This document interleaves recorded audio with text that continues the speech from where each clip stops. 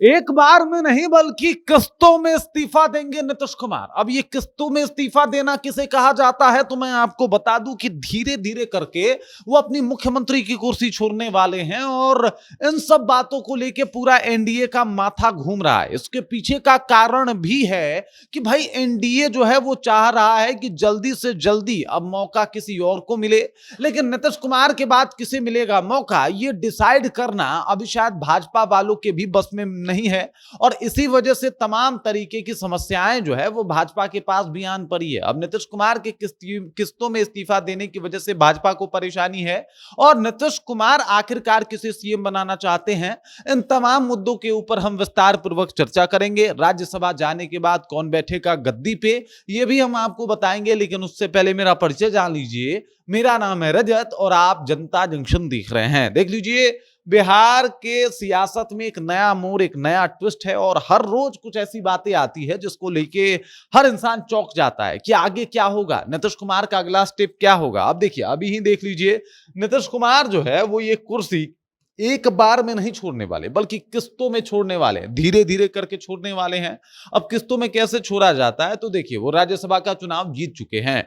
अब राज्यसभा का चुनाव जीत चुके हैं तो राज्यसभा उनको जो है वो जाना पड़ेगा और ये 14 दिन के अंदर उनको राज्यसभा पहुंचना पड़ेगा। अगर वो काम ये नहीं कर पाते, लगभग 30 मार्च के अंदर अंदर ये काम नहीं कर पाते, तो राज्यसभा पहुंचने से पहले ही उनके राज्यसभा की कुर्सी जो है वो रद्द कर दी जाएगी। और उनके साथ एक और समस्या है, उसके लिए पहले उनको विधान परिषद से जो है वो इस्तीफा देना पड़ेगा। मतलब अगर देखा जाए तो संविधान का अनुच्छेद 101 का दूसरा भाग कहता है कि आप एक साथ दो सदनों की सदस्यता नहीं ले सकते, दो सदनों में सदस्य नहीं रह सकते, आप विधान परिषद और राज्यसभा एक साथ नहीं जा सकते और इसी वजह से आपको एक पद छोड़ना पड़ेगा। और ऐसे में अगर वो राज्यसभा चुने गए हैं तो उनको विधान परिषद की जो कुर्सी है उसको छोड़नी पड़ेगी। तो 30 मार्च तक नीतीश कुमार जो है वो विधान परिषद की कुर्सी छोड़ देंगे। और उसके बाद की अगर बात की जाए तो उसके बाद जब तक कार्रवाई शुरू नहीं हो रही है,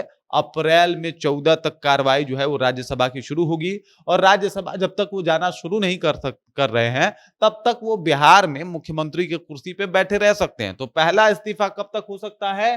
30 मार्च तक हो सकता है। 30 मार्च तक जो है वो पहला इस्तीफा होगा।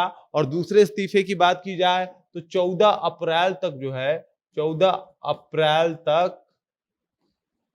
अप्रैल तक जो है ये दूसरा यानी मुख्यमंत्री के कुर्सी को छोड़ेंगे 14 अप्रैल तक। अगर नियम देखा जाए तो नियम के हिसाब से ये 6 महीना अगर चाहें तो डिले कर सकते हैं, टाल मटोल कर सकते हैं, लेकिन 6 महीना तक फिर भी कुर्सी पे बैठे रह सकते हैं। लेकिन फिलहाल इनको जो है वो 14 अप्रैल तक माना जा रहा है कि सीएम की कुर्सी छोड़ देंगे।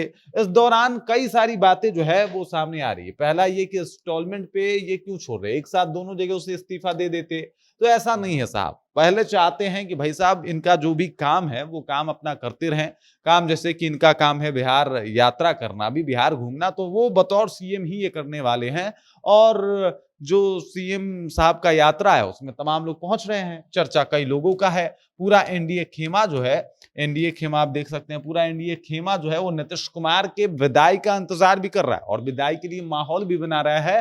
तब जाके कहीं बिहार को दूसरा और नया मुख्यमंत्री मिलेगा। और इसको लेके तैयारी जो है वो भाजपा में भी युद्ध स्तर पे चल रही है। उधर जेडीयू कोशिश कर रही है कि भाई साहब जैसे तैसे करके जो है वो सीएम वाली कुर्सी हम लोग रख सकते हैं क्या, लेकिन भाजपा इस बार झुकने और रुकने के मूड में नहीं है, क्योंकि उनके सामने नीतीश कुमार नहीं है और नीतीश कुमार को छोड़ के जेडीयू में कोई ऐसा नहीं है जो भाजपा को टक्कर दे पाए या भाजपा से कुछ सवाल पूछ पाए। और वैसे में जब भाजपा नीतीश कुमार को राज्यसभा भेज रही है तो जेडीयू का कोई मुख्यमंत्री तो बनेगा नहीं। ये साफ है कि फिर भाजपा अपना ही मुख्यमंत्री लॉन्च करेगी।